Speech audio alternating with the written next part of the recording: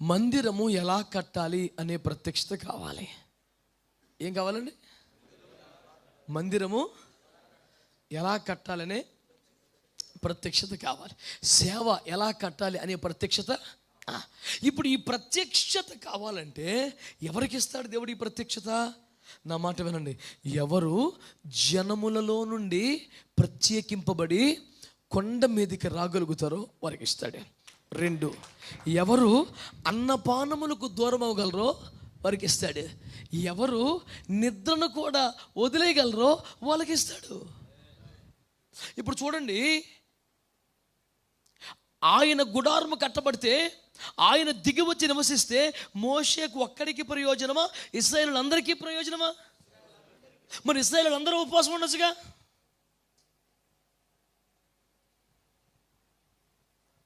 ఇశ్రాయేలులందరికీ కూడా మరి బాగా ఉండాలిగా. అంటే 20 లక్షల మందికి సరిపడా భక్తి ఒకటి చేయాల్సి వస్తుంది. ఇది కూడా మోషే అవగాహన, మోషే ఆలోచన కాదు. ఇది 100% దేవుడి మనస్సులో పుట్టిన ఆలోచన.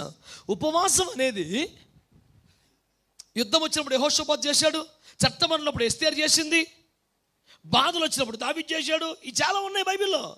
అవన్నీ లేవనటం వల్ల. కానీ మొట్టమొదటి ఉపవాసం చేసింది మోషే కాదు, చేయించాడు మోషే చేత. మోషే ఉపవాసం ఉండాలనుకున్నాడా?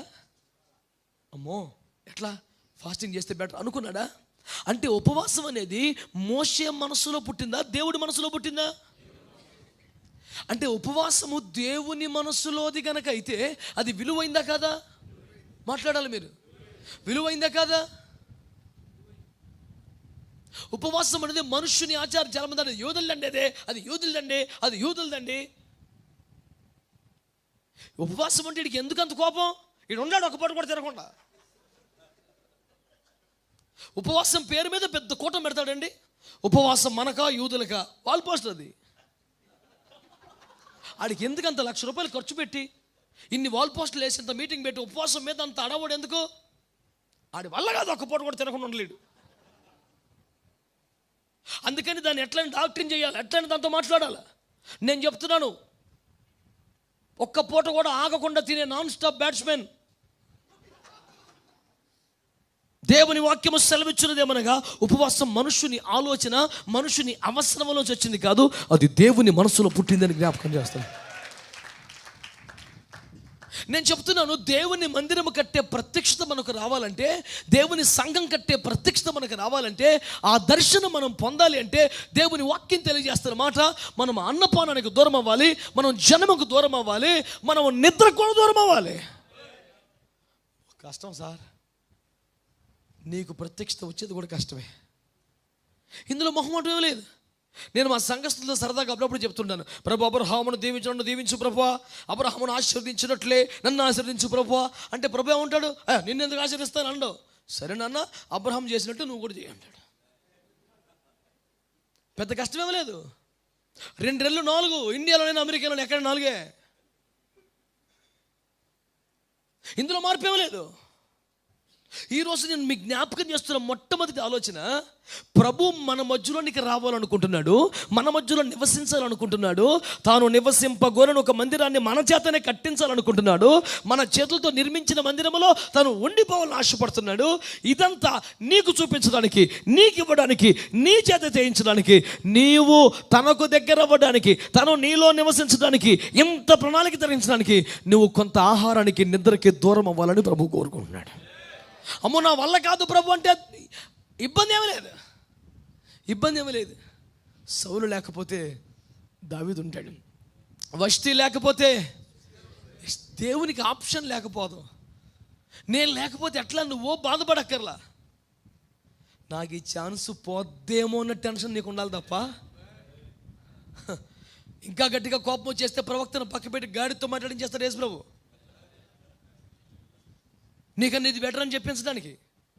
ఆయన కోపం వస్తే వ్యవహారం అట్లాగే ఉంటుంది. ఇంకొక వ్యక్తిని లేపుకొని ఆడితో చెప్పించవచ్చుగా, పని కట్టుకొని గాడితో చెప్పించమేందుకు? ఇది బెటర్ అనిపించడానికి కాదు. ప్రభు అలా చేయగలడు. స్తుతులు స్తోత్రాలు చెప్పకుండా పిచ్చి మాటలు మాట్లాడుతున్న బాబు అన్నాడు, మీరు ఎక్కువ తక్కువ మాట్లాడబాకండి, మీరు చెప్పకపోతే ఈ రాళ్ళ వలన అబ్రహామునకు సంతానం పుట్టించేస్తాం.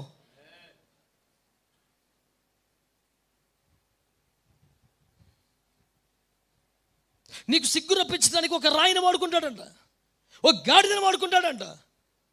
అందుకని యేసు ప్రభుకి నేను తప్ప మా ఏరియాలో ఇంకా ఆప్షన్ లేదు. మా ఏరియాలో పెద్ద ఉపదేశం తెలిసిన ఎవరు లేడండి. మా ఏరియాలో కొంచెం నడిపి మనం చచ్చే అంటే యేసు ప్రభుకు నువ్వే టాప్ మోస్ట్ ఆప్షన్ లాగా ఫీల్ అవుతావు. ఎందుకని నువ్వు ఫీల్ అవ్వద్దు, అది నేను చెప్పేది. మరి ఏమని ఫీల్ అవ్వాలి? దేవదూతలకును లేని దివ్యమైన సేవ అనిపించాలంతే నీకు. దూతలు చేయని అనిపించాలి నీకు, అంతే. అంతే తప్ప మా ఏరియాలో ఇంక ఎవరున్నారు సార్ అంతా చిచ్చి ఒక సత్యంలో ఒక ఉపదేశం మా ఏరియాలో మేమే అంటే యేసు ప్రభుకు నువ్వు తప్ప ఆప్షన్ లేదనేది నీ ఫీలింగా? దర్జాగా గాడిదని పడేసుకుంటాడు. ఒక్క కర్రతో సముద్రాలు చీల్చేసిన దేవుడు, ఒక్క రాయితో గొలియాతుని చంపేసిన దేవుడు, ఒక్క ఎముకతో 1000 మందిని చంపేసిన దేవుడు. నువ్వు పెద్ద ఇంపార్టెంట్ ఏం కాదు. బాబాని దండం పెడతాను వాడుకో అంటే నీకేమైనా ఉపకారం ఉంటుంది. అందుకని మనం సూపర్ అని పోజు కొడితే పెద్ద మ్యాటర్ ఏం కాదు, పక్కన పెట్టేశాడు 5 నిమిషాల్లో. నేను అనేది అతిశయం మనకు రావద్దని నా బాధ. అది అతిశయం మనకు రావద్దు, నా బాధ. ఇప్పుడు చెప్తున్నాను, మందిరము కట్టే ప్రత్యక్షత మనకు రావాలంటే నేను చెప్తున్నాను, ఫస్ట్ మోస్ట్ ఇంపార్టెంట్ క్వాలిటీ మనం ఉపవసించే వారమై ఉండాలి. దయచేసి మాట వినండి. మోషే ఏం చేయాలి? ప్రజల్లోంచి బయటికి రావాలి. 2 అన్నపానములు దూరం అవ్వాలి. 3 ఇప్పుడు యథార్థంగా చెప్పండి, ఇది మా ఆకాశ మర్మాలు పరలోకపు గీతాలు ఏం కాదు, సాధారణ భాష మాట్లాడుతున్నాను. మీలో ఎంతమంది చెప్పగలరు, అయ్యా నేను అన్నపానములకు దూరం అవ్వగలను, పర్లేదు, I will try my best. అయ్యా నేను నిద్రను కూడా అలవగ్గా జయించేస్తానయ్యా. అయ్యా నేను జనముల్లో కలవకుండా ఏకాంతంగా ప్రభు సన్నిధిలో ఉండగలనయ్యా. ఎస్ఆర్ మనోహర్ గారు అనే దైవజనుడు, ఆయన ఎక్కువగా ఉపవాసం ఉన్నాడు తన శరీర బలహీనతను బట్టి. కానీ ఆయన సెక్రటరీ ఏంటి తెలుసా? ఫాస్టింగ్ చేయడు అసలు, బహు అరుదు. కానీ ఆయన సెక్రటరీ ఏంటి తెలుసా? ఒక 10 రోజులు నేను ఇంకెవరిని చూడను, ప్రభు దగ్గర ఉంటాను అనుకుంటాడు. ఇలాంటి కిటికీకి చిన్న ఏర్పాట్లు ఉంటుంది, గదిలోంచి తలుపులు తీసుకోవడం, అన్ని ఫెసిలిటీస్ లోపలే ఉంటాయి. ప్రతి పూట ఆయా సమయాల్లో ఆహారం ఆ కిటికీల లోపల పెడతారు. తను ప్రార్థన చేసుకొని జనాలనిపిస్తే వెళ్తాడు. అక్కడ ఏదో మేత ఉంటుంది, తింటాడు, అవతల పడేస్తాడు, మళ్ళీ ప్రార్థనలో కూర్చుంటాడు. 10 రోజుల్లో రోజుకొక సమయంలో ఏదో 4 మెతుకులు తింటాడు. కానీ నర్ర పురుగు నీ భార్యను కూడా చూడడం, ఆ 10 రోజులు వేరొక మనుషుని ముఖం చూడడం, వేరొకరి స్వరం వినడం, తన శరీరానుకున్న బలహీనత బట్టి ఏదో ఒకటి తింటాడు. కానీ మరొక నర్ర పురుగుని చూసే పని కానీ మాట వినే పరిస్థితి కానీ ఉండదు. గదిలోంచి బయటికి రాడంతే. నేను అన్నాను, నీకు బోరు కొట్టేస్తుందేమో, పిచ్చెక్కేస్తుందేమో, సెల్ ఫోన్ లేకుండా ఒకరోజు ఉండగలవా? ఇంటర్నెట్ కనెక్షన్ లేకపోతే ఒకరోజు ఉండగలవా? సిగ్నల్ డ్రాప్ అయిపోతే పిచ్చెక్కిపోద్ది, నెట్ రాకపోతే పిచ్చి బీపీ వచ్చేస్తుంది, ఛార్జింగ్ అయిపోతే ఈడికి ఛార్జింగ్ అయిపోయినట్టే ఉంటుంది, ఎర్రెత్తిపోతామే.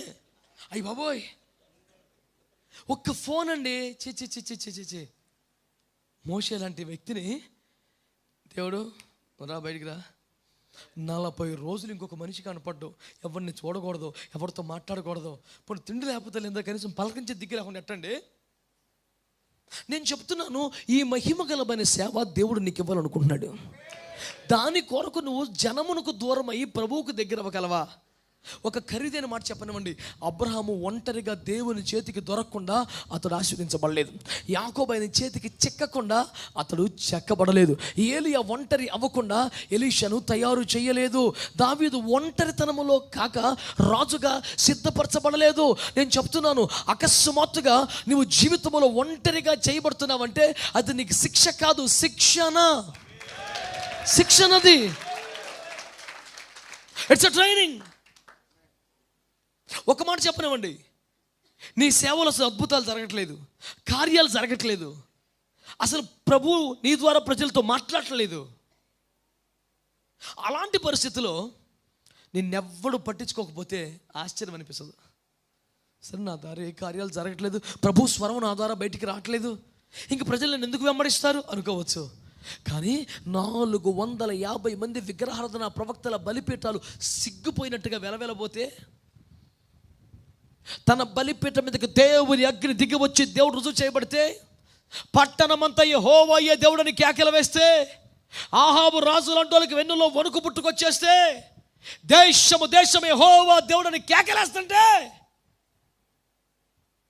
ఆకాశం నుండి అగ్ని దిగును కాకుండా దిగి వచ్చేస్తుంది, ఆగును కాకుండా ఆగిపోతుంది.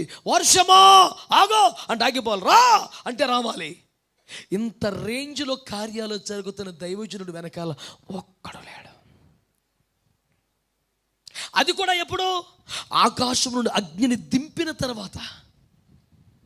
పిచ్చెక్కిపోదండి. యెహోవా నీవే నన్ను పంపితివనియు, నీ సెలవు చేతనే ఇవన్నీ చేయుచున్నాననియు ఈ జనులకు అర్థమగినట్లుగా అగ్నిని పంపవా అన్నాడంతే. పంపించాడు. అంటే అగ్నిని పంపడం ద్వారా ఏం చెప్పాడు దేవుడు? నేనే ఏలియాను పంపాను, ఇతడు చేసే కార్యక్రమాలని నా సెలవు చేతనే చేస్తున్నాడు అని దేవుడు డిక్లరేషన్ ఇచ్చాడా లేదా? అలాంటి మాట చెబితే, అలాంటి మాట చెప్తే ప్రజలు పిచ్చి ఫాలోయింగ్ చేయాలా వద్దా? అసలు నీ సేవను దేవుడు గణపరుస్తూ ఉండగా, నీ సేవను దేవుడు నిరూపిస్తూ ఉండగా, నీ సేవను దేవుడు స్థాపిస్తూ ఉండగా, తన అగ్ని చేత, అగ్నిలో నుంచి మాట చేత నిన్ను తన పక్షపు సేవకుడిగా దేవుడు నిఖార్చుగా నిరూపిస్తూ ఉండగా, ప్రజలు రావాలా వద్దా? జనం వెంటబడాలా వద్దా? అరే, చిన్న తలనొప్పి తగ్గితే వాడు మనల్ని ఫాలో అవుతాడండి. ప్రార్థన చేసినప్పుడు జ్వరం తగ్గితే వాడు మన గౌరవం చూపించి వస్తాడండి. వాడు చిన్న కార్యం జరిగితే కృతజ్ఞతగా ఉంటాడండి. కానీ అగ్ని రప్పించిన ఎవరు రావట్లేదు. పిచ్చెక్కిపోదండి.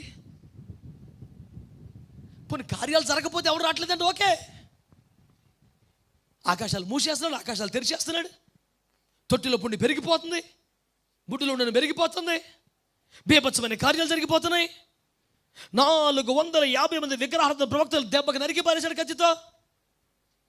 ఒంటరిగా చేశాడు ఇవన్నీ. జనం అసలు హీరో చూసినట్టు చూడాలి కదండి. తండోపుదాన్ని వెనకాల పడాలి కదా. సహజంగా అయితే రావాలి జనం. ఒక్కడు కూడా రాలేదు. నేనంటాను, దేవుడు రానివ్వలేదు. ప్రజలు వచ్చి దావీదుకు 10,000 కొలది, సౌలుకు 1000 అన్నట్టుగా అనాలి అసలు మూమెంట్ అది.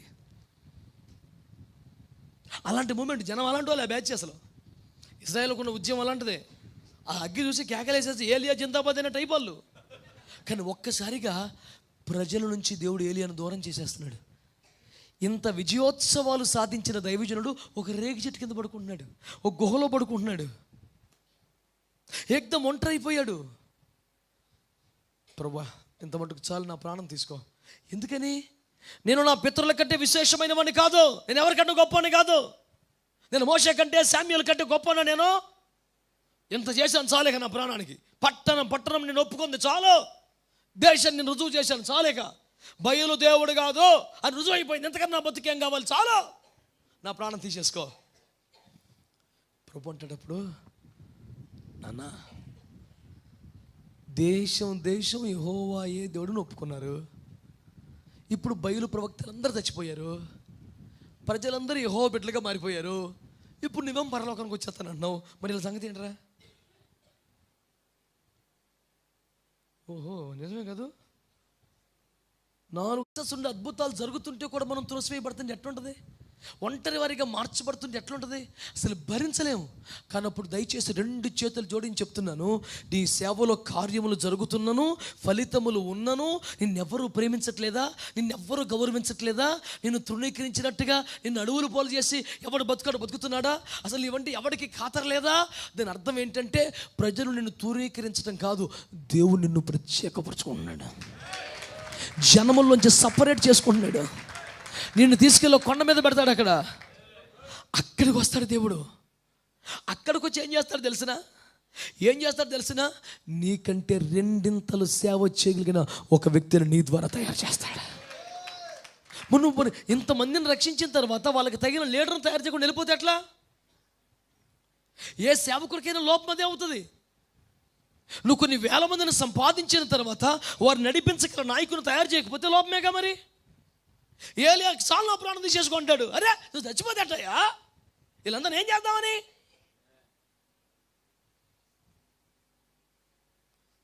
ఒకనొక సందర్భంలో ఒక దైవజనుడు, నేను ఆ ప్రాంతాన్ని వదిలేసి వెళ్ళిపోతాను, నేను నా వల్ల కాదని నేను చెప్పాను. నాయన నిన్ను నమ్మి దేవుడు కొన్ని ఆత్మలు ఇచ్చాడు నాన్న, తన రక్తం పెట్టుకుని కొన్ని ఆత్మలు నీ చేతిలో పెట్టాను నాన్న.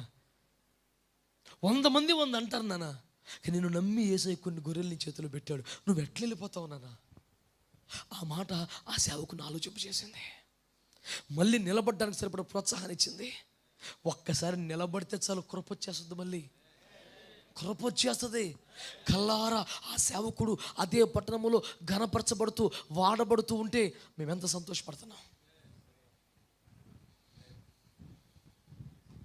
ఈరోజు ఒకటే చెప్తున్నాను బిడ్డలారా, నీ చేతుల మీద మందిరం కట్టించాలని దేవుడికి ఇష్టం ఉంది, ఇందులో సందేహం ఏదీ లేదు. నీ చేతుల మీద కట్టించాలి. ఎవరు మోషే?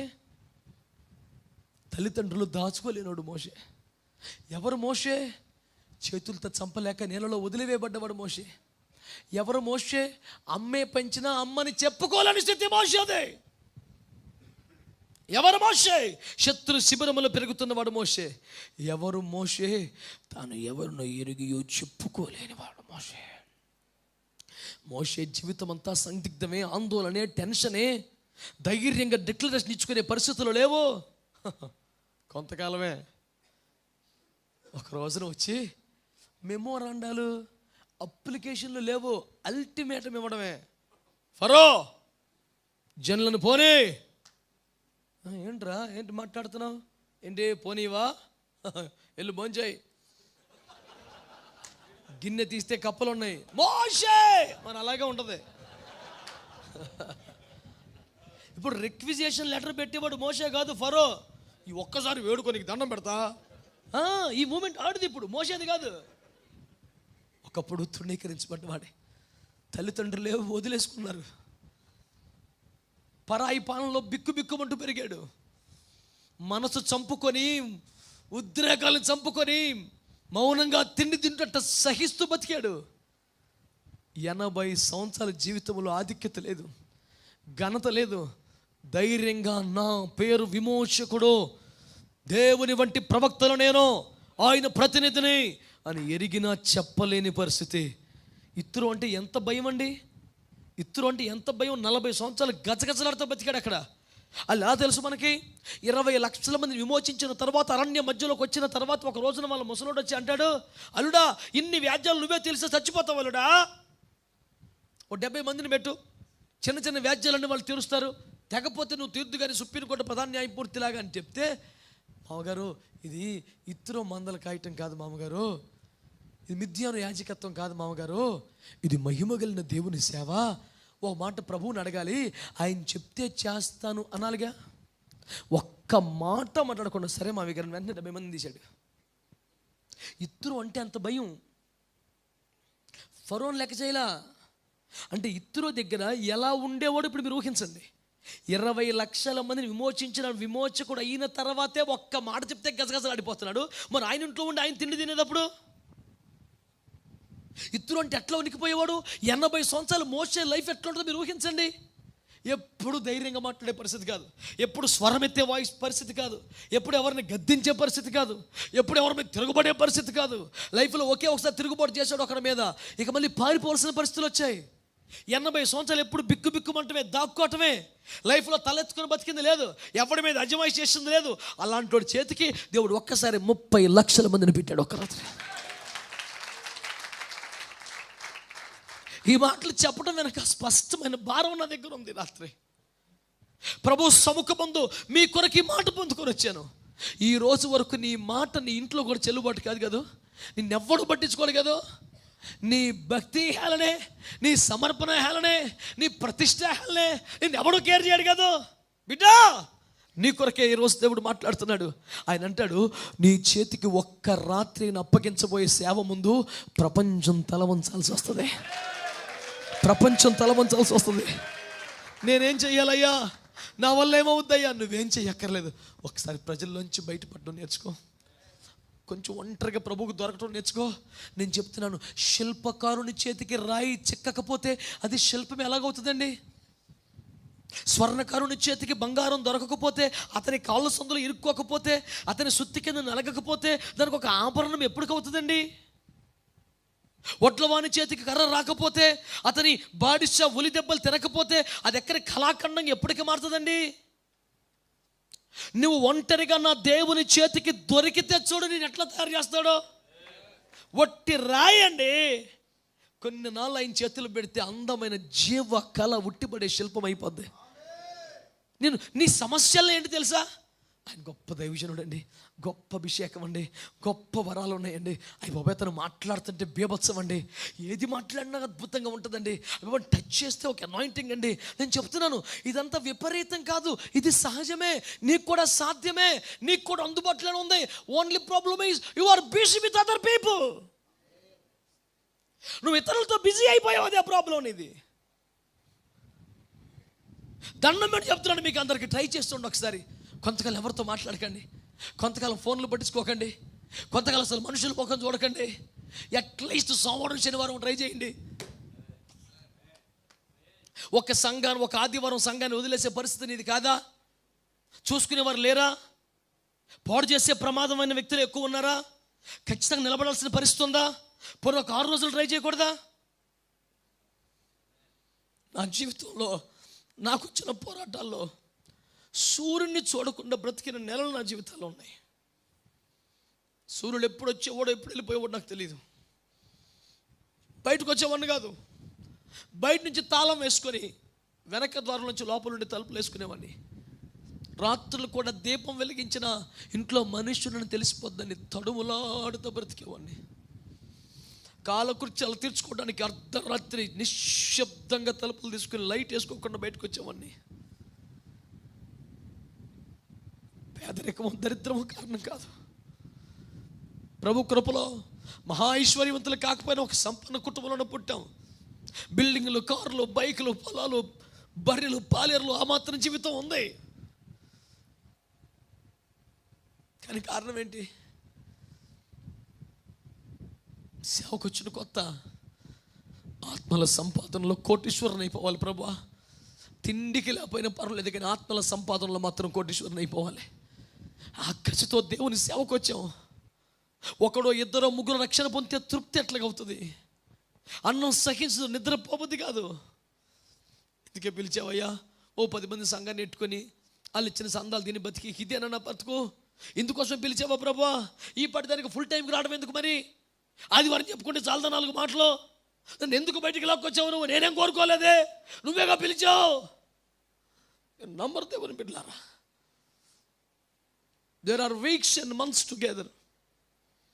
I can strongly remember that 1996 February, 96 ఫిబ్రవరి, నేను దాదాపు బయటికి రాలేదు, సూర్యుడి ముఖాన్ని, ప్రకృతిని చూడలేదు. గదిలోనే ఏడ్చి ఆ చెమటలో కన్నీళ్ళలో అలిసి నిద్రపోయేవాడిని. తుల్లిపళ్ళు వేస్తే మళ్ళీ మోకరించి మళ్ళీ ఏడ్చేవాడిని. నా ఏడుపుకి పెద్ద పెద్ద పదాలు ఏమో, కారణం ఏమీ లేదు, మాటలు వచ్చాయి కదా ఎక్కువగా. మీరు ఆలోచించండి ఒకసారి. యాకోబు రాత్రి అంతా ఆశీర్వదించమని ఒక్క ప్రార్థన చేశాడని బైబిల్లో ఉంది. మీరు దాన్ని ఊహించండి, ఎట్లా చేశాడు? సాయంకాలం 6 నుంచి ఉదయం 6 వరకు నాన్ స్టాప్గా ఆశీర్వదించు అట్లా అన్నాడా? కంటిన్యూగా ఆశీర్వదించు ప్రభువా అని మాట్లాడుతుండేవాడా? మీరు ఊహించండి. నాకు తెలిసిన వాక్యం ప్రకారం, ప్రభు నాకు ఇచ్చిన ప్రత్యక్షత ప్రకారం, అతని నోరు కన్నా అతని హృదయం ఎక్కువ మాట్లాడింది, అతని పెదవుల కన్నా అతని కన్నులు ఎక్కువ మాట్లాడే. నేను ఈ మాటలు ఎందుకు చెప్తాను తెలుసా? నేరుగా గుడారానికి వెళ్ళిపోవడం నాకు పెద్ద కష్టం కాదు. దేవుని ఆత్మ నన్ను వెళ్ళనివ్వట్లేదు ఈ రాత్రి. మీరు ఎక్కువ మందికి నాకు స్పీడ్ తెలిసిందే, ఈ పాటికి సగం అయిపోవాలి. నేను ఎందుకు వెళ్ళలేకపోతున్నాను? ఎవరో మోషే, ఎవరో ఏలియా ఇక్కడ ఉన్నారు. ఏలియా, నేనే దైవజనై తగ్గిన ఆకాశంలో వచ్చును కాక రేంజ్ ఉన్నవాడు ఇంత ముద్దకు గతి లేక కెరీతువా దగ్గర పడున్నాడు సార్. అగ్ని దింపిన తర్వాత రేగి చెట్టు కింద పడుకున్నాడు సార్. ఏది సార్ లైఫ్లో కంఫర్ట్ విలువ? నీకు కూడా జనముల ఆదరణ లేదు, ప్రజల్లో గౌరవం లేదు, నిన్నెవ్వడు పట్టించుకోవట్లేదు. నా చెల్లివని తమ్ముడువని దేవుని సేవకునిగా చెప్తే రాత్రి నువ్వు కొంచెం ఓపిక చేసుకుని ప్రజల్లోంచి బయటికి రావడం ట్రై చేయి. ఒంటరిగా ఉండడానికి ట్రై చేయి. పరమ శిల్పకరుడు చేతికి దొరకు చూడు, నేను ఎట్లా చెక్కుతాడు ఆయన, నేను ఏ షేపుకు చేయగలడు ఆయన. కార్యాలు జరుగుతున్నాయండి, అయినా సంఘం అనుగ్రహించట్లేదండి. సంఘానికి వచ్చాక వాళ్ళ జీవితంలో చాలా కార్యాలు జరిగినాయండి, అయినా ఎవడు నన్ను పట్టించుకోడు. 450 మందిని ఒంటి చేత్తో చంపిన తర్వాత కూడా ఎవడు గ్లాసు నీళ్ళు ఇవ్వలేదు పాస్టర్ గారు. బొత్తిగా కార్యాలు జరగకుండా సంఘానికి వస్తారా? ఈ పాటికి వెళ్ళిపోతారు వాళ్ళు ఎప్పుడో. ప్రభు మనల్ని వాడుకోబట్టేగా సంఘంలో ఉన్నారు వాళ్ళు. అయినా మనల్ని ప్రేమిస్తున్నారా? అయినా మనల్ని గౌరవిస్తున్నారా? ఆ విషయం వాళ్ళకి తెలుసు, మనకి తెలుసు. కడుపు చించుకుంటే కాళ్ళ మీద పడద్దని మౌనంగా మంచి బిడ్డలు, మా బిడ్డలని చెప్పుకొని బతుకుతున్నాం మనం. వాళ్ళు ఎన్నిసార్లు మన గౌరవాన్ని అవమానంగా మార్చారో దుఃఖం మనకు తెలుసు. నేను 23 సంవత్సరాలు 24 సంవత్సరాలుగా సంఘ కాపరి, నాకు తెలుసు ఒక కాపరి వేదన ఎట్లుంటుందో సంఘంలో. ఎవరికి ఎందుకు చెప్పుకుంటే అంటే ఉపయోగం కాబట్టి చెప్పుకోం. ఎవరికి ఎందుకు చెప్పుకుంటే అవమానపరుస్తారు కాబట్టి చెప్పుకోం. దాన్ని అలుసుగా తీసుకుంటారు కాబట్టి చెప్పుకోం. కానీ ఇప్పుడు ఎందుకు మాట్లాడుకుంటున్నాం? నీ బాధ ఎరిగిన దేవుడు నీతో మాట్లాడుతున్నాడు. ఏం ఆశిస్తున్నాడు నీ దగ్గర? నువ్వు ప్రజలకు దూరం అవ్వాలి, దేవునికి దగ్గర అవ్వాలని ఆశపడుతున్నాడు. ఈ రాత్రి ఒక్క మాట మీరు అంగీకరించగలిగితే ప్రభునందు నా ప్రయాస వ్యర్థం కాలేదనుకుంటాను నేను. నీకు ప్రార్థన జీవితం లేదని నువ్వు ఎందుకు పనికిరవని మాటలు చెప్పట్లేదు. నువ్వు పనికొచ్చేవాడివి కాబట్టే కొంచెం పక్కకు రాయ్యా, నీతో ఏదో చేస్తానన్నాడు దేవుడు అని చెప్తున్నాను. నువ్వు వ్యర్థన వ్యక్తి మాట చెప్పను కదా నీకు. 100 మందికి వెళ్ళింది ఆహ్వానం, కొద్దిమంది ఎందుకున్నారు ఇక్కడ? ఆయన ఎవరిని ముందుగా నిర్ణయించనో వారిని నడిపించుకున్నాడు. 4వ కీర్తనలో ఒక మాట నాకు ఛాలెంజ్, యెహోవా తన కొరకు భక్తులను ఏర్పాటు చేసుకుంటున్నాడు. ఒక పక్కన నీతిమంతులు పడిపోతున్నారు, బలాఢ్యులు పడిపోతున్నారు, గొప్పవాళ్ళు కూలిపోతున్నారు. ఇంత జరుగుతూ ఉంటే యెహోవా తన కొరకు భక్తులను ఏర్పాటు చేసుకుంటున్నాడు. ఒక పక్క దైవజనులు అనారోగ్యం పాలై ప్రభు సన్నిధికి వెళ్ళిపోతున్న వారు కొందరు, పిలుపు దర్శనమును కోల్పోయి అమ్ముడు పోతున్న వారు కొందరు, బలహీనులై భ్రష్టత్వంలో పడిపోతున్న వారు కొందరు. కారణాలు 3 రకాలుగా ఉన్న పరిశుద్ధుల్ని, బలాఢ్యుల్ని మనం కోల్పోతున్న మాట మాత్రం నిజం. దావీదు ఏడ్చుతాడు ఆ మాట, అయ్యయ్యో బలాఢ్యులు కూలిపోయారే, సింహ వ్యాఘ్రముల వంటి వారు కూలిపోయిరే, పక్షి రాజంతా వడిగలిగిన వారు కూలిపోయిరే. ఒక చేతగానుడో బలహీనుడో పోతే ఎందుకు ఏడుస్తాం? సింహం అంటాడు పోయాడు, పక్షిరాజులాగా ఆకాశ మార్గముల ఎగురుతూ ఎక్కడో ఉన్నటువంటి ఎర్రను ఒక్క రెప్పపాట్లో మనుషులు ల్యాండ్ అయ్యి లాక్కెళ్ళిపోయే దమ్మున్న వాళ్ళు పోయారు. అయ్యో ప్రభువా ఏంటి పరిస్థితి? గిల్బోవ పర్వతం మీద దావీదు శోకం మీకు వినమలేదా? ఎప్పుడు అభిషేకించబడని వానిది అయినట్టు అభిషేకించబడ్డ వాని రాళ్ళు పడిపోయిందే అన్న ఏడుపు మీకు ఎప్పుడు రాలేదా? ప్రియ తల్లులు, చెల్లెళ్ళు, అన్నదమ్ములారా, మీ తోటి దైవజనుడిగా, మీ చేత పనివాడిగా, మీ సహదాసుడిగా, ప్రభు ప్రేమను అనుభవించిన వాడిగా చెప్తున్నాను మీకు, కొంచెం ఒంటరిగా ఉండడానికి ప్రయత్నం చేయండి. ఒంటరిగా అంటే నీ గదులు నువ్వు కాదు, ప్రభుత్వం నువ్వు. ప్రజలకు దూరమై మంచిగా పండుకుంటే ఉపయోగం ఏముంది? నువ్వు దేవునికి దొరకాలి. బ్రతిమాలు, నన్ను చెక్కయ్యా, నన్ను చెక్కయ్యా. అప్పుడే 10 సంవత్సరాలు అయిపోయింది సేవకు వచ్చి, అప్పుడే 7 సంవత్సరాలు అయిపోయింది సేవ వచ్చి, అప్పుడే 5 సంవత్సరాలు అయిపోయింది సేవకు వచ్చి. కొద్ది గొప్ప జరుగుతుంది కానీ ఇది కాదుగా, నన్ను పిలిచింది ఇందుకోసం కాదుగా. ఈ రాత్రి నేను మిమ్మల్ని ఛాలెంజ్ చేస్తున్నాను, ఈ రాత్రి నిద్రపోకుండా ఉండగలరా? It's my challenge tonight. ఈ రాత్రి నిద్రపోకుండా ఉండగలవా? ఈ రాత్రి నిద్రపోకుండా ఉండి రేపొద్దున ప్రార్థనకి రాగలవా 8 గంటలకే? ఈ చిన్న ఛాలెంజే నీకు పెద్ద ఛాలెంజ్ అనిపిస్తే నువ్వేం చేస్తావు ప్రభు కోసం? లోకమును నీ చేతికి ఇవ్వాలని ఆశపడుతున్నాడు ఆయన. రాత్రులు నీ కాళ్ళ కాడికి తేవాలని ఆశపడుతున్నాడు ఆయన. మోషే నువ్వు ఐగుప్తుకి వెళ్ళాడు. సార్ అక్కడ నా మీద కేసులు ఉన్నాయి సార్, ఒకరిని చంపేసి వచ్చాను సార్, నేను అక్కడికి పోలేనయ్యా, నువ్వు ఎవరినైనా పంపితే అని పంపయ్యా, నేను వద్దులయ్యా, నువ్వు ఎవరిని పంపుదువు అని వెనకాలి మోషేకు 100 కారణాలు ఉన్నాయి అలా చెప్పడం వెనకాల.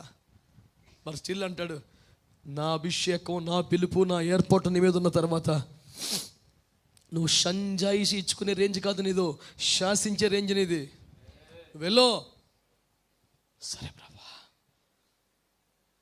పెద్ద రాజుగారు కదయ్యా, ప్రపంచానికే పెద్ద చక్రవర్తి కదా, పెద్ద పెద్ద రాజ్యాల్లో ఒక రాజ్యం కదా, మరి ఆడి దగ్గరికి వెళ్తున్నప్పుడు తగినట్టుగా వెండి, బంగారము, కిరీటము, రథము ఇలాంటివి ఏదైనా ఉంటే బాగుంటుంది కదయ్యా. ఏమక్కర్లా, ఈ కర్ర పట్టుకెళ్ళు ప్రభా. వాడి సింహాసనం, వాడి రాజ్యం, వాడి రథం, వాడి గుర్రం, వాడి రేంజ్ మ్యాచ్ అవ్వక్కర్లా, ఈ కర్ర పట్టుకెళ్ళు. ఇట్లారా, నీకు ఇచ్చిన వరం చిన్నదిగా, తలాంతు చిన్నదిగా, అది పెద్ద బీభత్సమైంది కానట్టుగా నీకు అనిపిస్తుందా? నీ చేతిలో ఉన్న కర్ర కొనే రేంజ్ తెలుసా? ఐగుప్తులో మంత్ర దండము లేకుండా మింగే కెపాసిటీ దానికి ఉంది. ఐగుప్తులో మంత్రదండం లేకుండా మింగేసే కెపాసిటీ నీ చేతిలో ఉంది. సముద్రాన్ని చీల్చే శక్తి అక్కడ ఉంది. ఎవ్రీథింగ్ కెన్ హ్యాపెన్ నీవు ఒంటరిగా దేవునికి దొరకగలిగితే. ఈరోజు పొద్దుగూకుల స్టేజీల మీదే, వెలుతురులోనే, ఫ్లడ్ లైట్స్లోనే కనపడుతున్నావు. ఒక్క రోజున గ్యాప్ లేని పరిస్థితి. కానీ ఒకప్పుడు కొన్ని సంవత్సరాలు ప్రజలు మేము చూడలేదు. నేను తరచుగా నా ప్రసంగాల్లో సంవత్సరానికి 200 రోజులు ఉపవాసం ఉండేవని చాలాసార్లు చెప్పాను. మీరు ఎవరికైనా గుర్తుందో లేదో ఆ మాట, నా దగ్గర నుంచి విన్నారా ఎప్పుడైనా ఆ మాట?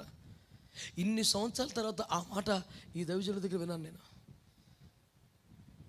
ఈరోజు ఉదయం మీ మందిరం బాగుంది పాస్టర్ గారు అంటే, అయ్యా చాలా కష్ట పరిస్థితులు అయ్యా, అన్ని వ్యతిరేకతలే, శోధనలే, సుమారు 200 రోజులు ఫాస్టింగ్ ఉన్నానయ్యా, ప్రభు కృపలో ఇది ఇచ్చాడయ్యా అంటే నా కళ్ళ నీళ్ళు తిరిగినాయి. అమ్మో, బ్యాచ్ మీట్లందరినీ కలుపుతున్నాడు దేవుడు. ఇదంతా ఒక బ్యాచ్ అన్నమాట. ఐఎఫ్జేకి సంబంధించిన వాగ్దానం మీకు తెలుసు కదా. ఏ ధైర్యంతో మొదలు పెట్టాం మనం? ఆయన ఇశ్రాయేలును ప్రోగు చేయవాడు. ఫస్ట్ విజయవాడలో స్టార్ట్ చేసినప్పుడు ఈ వాక్యం చెప్పాను, గుర్తుందా? ఇశ్రాయేలులు అంటే ఎవరు? దేవునితో, మనుషులతో పోరాడి గెలుచువారు. అంతేనా? దాని అర్థం అంతేనా? అంటే అర్థం ప్రార్థనా పరులు. ఐఎఫ్జేలో దేవుడు చెప్పిన వాగ్దానం, ప్రార్థనా పరులందరినీ ఒకటి చేస్తాను నానా. ఆ వాగ్దానం వచ్చాక స్టార్ట్ చేసాం ధైర్యంగా. మనకి ఎవరైనా పెద్ద తలకాయలు ఉన్నాయా, లేకపోతే మనం పెద్ద తలకాయలో మనకేం తెలుసు కనుక, ఏ కార్యక్రమాన్ని గట్టిగా చేయగలం కనుక. ఎక్కడ అనుభవం ఉంది? ఏమి లేదు, ఏమి లేదు. కానీ ప్రభు వాగ్దానం ఉంది. అడవుల్లో పడి, ఎడారిలో పడి పోతా ఉన్నాడు అబ్రహాం. ఏందో నీకు పిచ్చా చేస్తామంటే ఆయన వాగ్దానం చేశాడండి. ఈరోజు మీకు మనవి చేస్తున్నాను, నాకంటే శ్రేష్టమైన వారు, నాకంటే పరిశుద్ధులు, నాకంటే ప్రార్థనా పరులు, నాకంటే కన్నీటి అనుభవం కలిగిన వారిని 100 మందిని తీసుకొచ్చి ఐఎఫ్జేలో దేవుడు మాతో మోకరింపు చేస్తున్నాడు. వాళ్ళ పరిశుద్ధత, వాళ్ళ సమర్పణ, వాళ్ళ ప్రతిష్ట, వాళ్ళ కన్నీరు చూస్తే నాకు ఎంత అద్భుతం అనిపిస్తుంది. ఇంత గొప్ప వ్యక్తులు తీసుకొచ్చావేంటి ప్రభా, నా బ్రతికే పాటిది నాయనా అని ప్రభు దగ్గర అడిగితే ప్రభు అంటాడు, నీకు మాట ఇచ్చాను కదరా,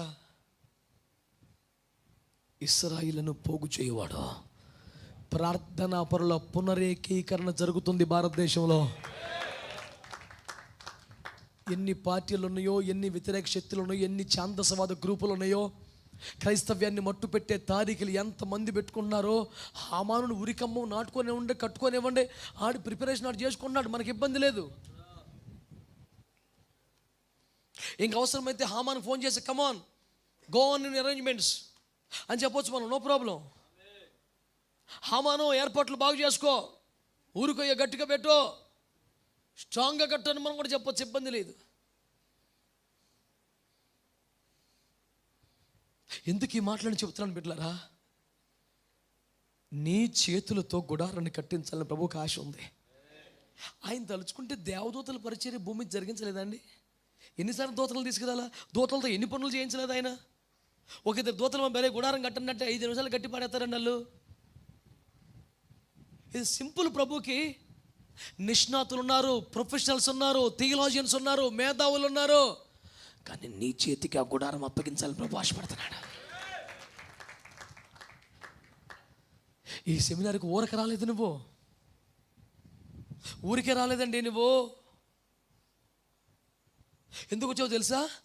నిన్ను దేవుడు ఎంత ప్రేమిస్తున్నాడో, దేవునికి నువ్వు ఎంత ఇంపార్టెంటో, కుటుంబంలో కూడా తృణీకరించబడుతున్నావు, నిన్ను దేవుడు ఎంతగా ఎంపిక చేసుకున్నాడో ఆ మాట నీకు తెలియజేయడానికి దేవుడు ఇష్టపడుతున్నాడు. మీ ఫ్యామిలీ మెంబర్స్ కూడా ఎవరు నేను పట్టించుకోవాలి, ఏడు సేవలా ఎలవా, నీ స్థానం అది నీ ఫ్యామిలీలో. వాళ్ళ దగ్గర కొంచెం వణుకుతా భయంగా మాట్లాడాలి, స్వేచ్ఛగా మాట్లాడాలి. పూర్తిగా నీకు వచ్చిన దర్శనం, నీకు వచ్చిన భారం చెప్తే కూడా నవ్వుతారు. యోసేపును తోసినట్టు గోతిలో తోసేస్తారు దర్శనం చెప్తే, బట్ స్టిల్ యోసేపు కింగే. తోసే నీ గోతిలోకి. ఇంకొక మాట కూడా చెప్పలేమండి, గోతిలో తోసాక వచ్చిన దర్శనం, దర్శనం వచ్చాక గోతిలో తోసారా? దర్శనం వచ్చాక విశ్వాసంతో దాన్ని ప్రకటించాక తోసారు గోతిలోకి. గోతిలోకి తోసినప్పుడు ఒకటి అడుగుతున్నాను, జైల్లోకి తోసినప్పుడు అడుగుతున్నాను, దర్శనంలో ఈ గోతిలో తొయ్యబట్ట కనిపించిందా? చెరలో వేయబట్ట కనిపించిందా? సింహాసనం మాత్రమే కనిపించింది. మిగతా కంకులన్నీ కాళ్ళకు దండం పెడతాం మాత్రమే కనిపించింది. అల్టిమేట్గా నీ రేంజ్ ఏంటో చూపిస్తాడు, కానీ ఈ లోపు వచ్చే శ్రమలు ప్రాసెస్ అంతా చూపించడు. పిల్లలకు అడుగుతారు, అమ్మ ఏం కూరమ్మా? Chicken curry. ఆడుకోండి, హోంవర్క్ చేసుకోండి, చికెన్ పెట్టేస్తాను మీకు. చికెన్ తేవాలి, మార్కెట్కి వెళ్ళాలి, దాన్ని శుభ్రం చేయాలి, అల్లం వెల్లిపాయ నూరాలి, మసాలా, ఇవన్నీ పిల్లలకి చెప్పుద్దా? ప్రాసెస్ ఎందుకు పిల్లలకి? చికెన్ వండుతాను, నువ్వు వాడుకో, హోంవర్క్స్ రాసుకో. అదే మనకున్న దర్శనం. ఈ ప్రాసెస్లో కొన్నిసార్లు గోతులకు వెళ్తాం, కొన్నిసార్లు జైల్లోకి వెళ్తాం, కొన్నిసార్లు నిందించబడతాం. ఏం జరిగిన అల్టిమేట్ రేంజ్ ఏంటి తెలుసా? ప్రపంచానికి అన్నం పెట్టే ఫరో నెత్తి మీదే మనం కూర్చుంటాం. ఇందులో అనుమానం లేదండి, అనుమానం లేదు. ఫరో ఇంటికి దేవుడుగాను, ఐగుప్తు అంతటికి ప్రభువుగాను. అసలు ఆ పదాలు చదివితేనే నాకు అరగదు, నిద్రపట్టి సావదు. అమ్మ ఏంటండి ఈ ఫరో ఇంటికి దేవుడు అంట? పొద్దు లేచి దండం పెట్టుకోవాలి యోసేపుకి అందరం. ఫరో భార్య పొద్దు లేస్తే హాయ్ గుడ్ మార్నింగ్ కాదు, యోసేపు దండం పెట్టు. వాడు చేతిలో బతుకుతున్నాం, పిచ్చి వేసలే బాకు. హాయ్ డాడ్ గుడ్ మార్నింగ్ కాదు, యోసేపు గుడ్ మార్నింగ్ చెప్పు. మరి మన ఇంటికి దేవుడు రా, జాగ్రత్త చూసుకుంటారా. దేవుడు ఎంతగా మార్చేస్తాడు పరిస్థితుల్ని. యోసేపు దేవుడు నీకు దేవుడు కాకుండా పోయాడా? యోసేపు గోతులో తొయ్యబడిన ప్రసంగం చేస్తావు, నువ్వు తొయ్యబడితే మాత్రం కనీసం ఆ రాత్రి ఆరాధన కూడా చేయవా? బాధపడి అట్లాగే ఏడ్చి పడుకుని పోతావా? దేవుని దూషించవు కానీ స్తుతించలేవు. సంస్కారం భక్తి అడ్డుపడతాయి, దేవుని దూషించలేవు కానీ స్తుతించిన నోరు మాత్రం రాదు, మౌనంగా కన్నీరు వస్తుంది అంతే. ఎందుకు స్తుతించలేవు నువ్వు? పౌలు నీకు ఆదర్శం కాదా? ఈరోజు నా ఉపదేశంలో కీలకమైన భాగం, నిన్ను దేవుడు కోరుకుంటున్నాడు, నీ మీద ఆయనకు మనసు ఉంది. ఆమేన్, ఆమేన్. దేవదూతలతో చేయించుకోగలడా? కానీ నీ మీద ఇంట్రెస్ట్ ఉంది. నేనేం చేయాలి మరి? కొంచెం పక్కకు రా ప్రజల్లో నుంచి. ఈ మాటతో మీరు ఇంటికి వెళ్ళండి, ఈ పూట ప్రజల నుంచి కొంచెం పక్కకు రావాలి. నేను సపరేట్ అయిపోవాలి, నేను ఒంటరిగా దేవునితో గడపాలి. మాకు ఎట్లాంటి పిచ్చి ఉండేదంటే, సైకిల్ వేసుకుని అడవులోకి పోయేవాళ్ళం. పట్టుకెళ్ళిన వాటర్ బాటిల్ ఒకరోజు ఉంటుంది, అంతకన్నా ఎక్కువ ఉంటుందా? ఆ తర్వాత ఇక అడవిలో చెట్ల కింద కూర్చొని ప్రార్థన చేసుకోవటమే, నీళ్లు కూడా లేవు దిక్కు. చేసినంతసేపు ప్రార్థన చేయాలి, అలసిపోయి పడుకొని మళ్ళీ మెలుకొత్త మళ్ళీ ప్రార్థన చేయాలి, బ్రష్ చేయటం లేదు, నీళ్ళు దాటం లేదు, రోజులు. ఏంటి మీకు పిచ్చి చేదస్తాం? ప్రభు మాట్లాడాలి, ప్రభు తన పని అప్పగించాలి. ఏదో ఒకటి ప్రభు ఇస్తే అది పట్టుకొని రావాలి, లేకపోతే నెలని పాటికి చర్చికి వెళ్ళనివ్వాలో, నాకు ప్రభు ఏదైనా ఇవ్వాలి. ఒక పిచ్చి పట్టినట్టుగా ఈరోజు మీకు మనవి చేస్తున్నాను, టాలెంట్స్ గురించి కాదు. నీకు టైం ఉందా? కొంచెం సపరేట్ అవ్వగలవా? ఒంటరిగా పక్కకు రాగలవా? ఏకాంతంగా కూర్చోగలవా? ఆ ఒక్క పాయింట్ మీద నిన్ను వాడుకుంటాడు దేవుడు. ఆ ఒక్క పాయింట్ మీద నీకు కృపిస్తాడు దేవుడు. ఆ ఒక్కటి నీ వల్ల కాకపోతే నీ కొరకు సిద్ధపరచబడ్డవన్నీ వేస్ట్ అయిపోతాయి. ఆ ఒక్కటి నీ వల్ల కాకపోతే మిగతావన్నీ వ్యర్థమైపోతాయి. ఈరోజు నువ్వు తీర్మానం చేయగలవా? అలాగైతే మనం ముందుకు వెళ్దాం. సంతోషంగా స్తోత్రం చెప్పండి, శబాలే గట్టిగా స్తోత్రం అని, ఇంకొంచెం మంచిగా హల్లెలూయా, హల్లెలూయా.